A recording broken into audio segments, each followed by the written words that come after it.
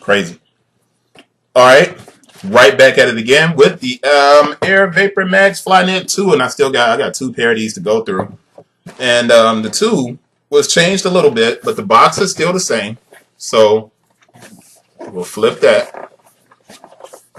Come back to the front, and this is a size 12, but the Nike Air Vapormax Flyknit 2 SRP is 190. Style code on this one is 942-842-001. The color is black, white, dark gray. It's a size 12. Size 12 UPC is 883-212-050-243. And there's a 16 at the end. So let's open it up, and we know we're going to have our stamp and our sticker.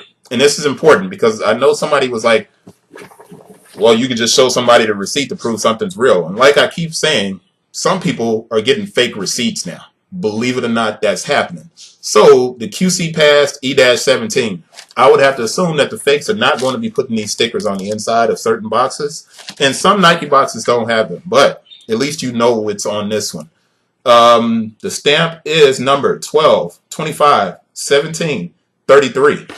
So let's go straight to the box. The paper has the Vapormax logos on it.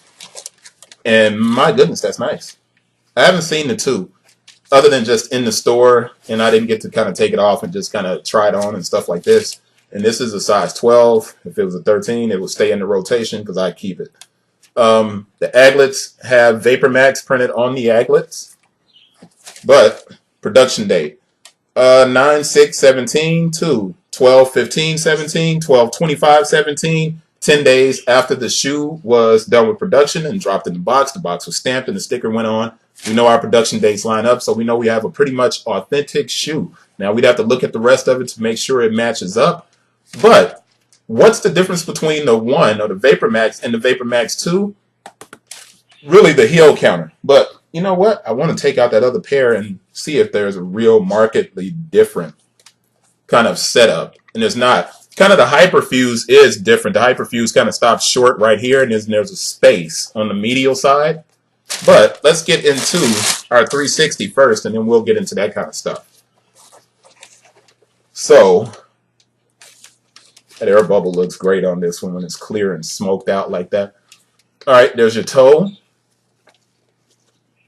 There's a toe box. There's a top. Left lateral. Right lateral. And I am keeping it very simple with these videos. Left medial. Turning that around in my hand, dropping it back in, giving you the right medial. Putting these together, giving you the heel, which is really the biggest change between the 1 and the 2.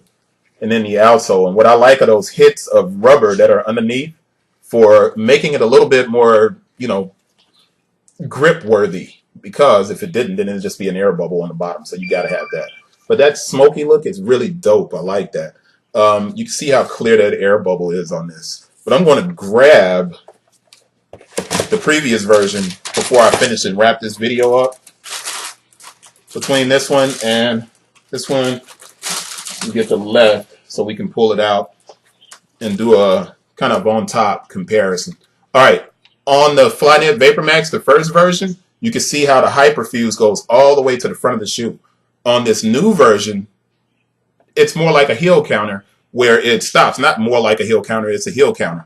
But the Hyperfuse stops in a traditional manner, and then it starts again, which probably gives it a little bit more flexibility within this section of the shoe. So when you're running, or if you do run, it feels a little bit more comfortable. Possibly this was rubbing people the wrong way. I don't know, but they did change that. So it's no longer Hyperfuse all the way down the panel.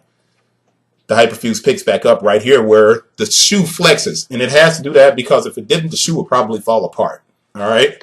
Now, on that side of it, we see that here the Hyperfuse still went from the back all the way to the front. And then it had a small gap in it. The Hyperfuse stops short here, and it doesn't go all the way to the front. It's once again stopped right here at the back. And then these are reinforced with a layer of, I'm thinking this is like a TPU of some type. But it's fused onto the top of the Hyperfuse. So there's a layer of TPU that makes this a lot more sturdy.